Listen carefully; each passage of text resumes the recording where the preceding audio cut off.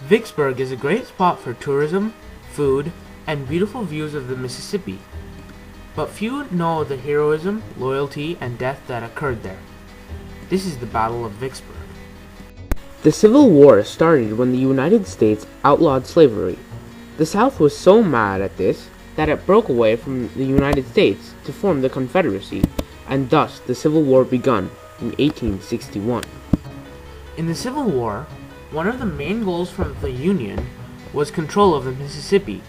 To do this, they had to capture Vicksburg, a Confederate town right next to the Mississippi, and win the war strategically and divide the Confederacy. Vicksburg was also important because it could ship clothing, food, troops, supplies, and weapons by rail, or along the Mississippi. Abraham Lincoln once said that Vicksburg was the nailhead that held the two halves of the South together. Vicksburg was not only important, but it was hard to take because of the cliffs it was situated on, facing the Mississippi. General Ulysses Grant was the one in charge of taking this important Mississippi town, and at first, he tried to quickly take Vicksburg, but it was a task that could not be done shortly. In one of Grant's attempts, he ordered William Tecumseh Sherman to travel down the Mississippi to take Vicksburg. But by the time his tired army got there and got on top of the cliffs, the great army defending Vicksburg forced them to retreat.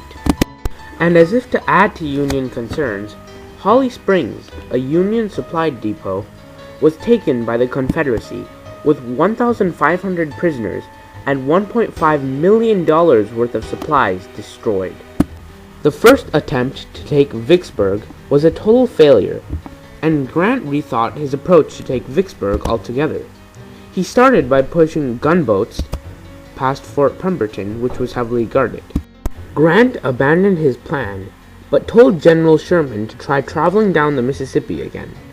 After weeks of trying, he quit when he reached Black Bayou, and a small fight broke out. A month later, John Pemberton and Joe Johnston tried to battle the Union front line in the Battle of Champion Hill, but they failed and retreat to the Black River, closer and closer to Vicksburg, the Union's goal. The Union blew through the last battle before Vicksburg, Big Black River, and forced the Confederacy to cross the Big Black River and arrive at Vicksburg. The Union later burnt down the bridge that spanned either side of the Black River. The prime strategy for General Grant's success in the Mississippi campaign was not to straightaway attack Vicksburg, but to capture the cities around it, such as Corinth, Jackson, and Natchez. After finally arriving at Vicksburg, General Grant started attacking it from the Mississippi River. But he almost couldn't because of the high cliffs facing the Mississippi, along with the high defense that came with Vicksburg.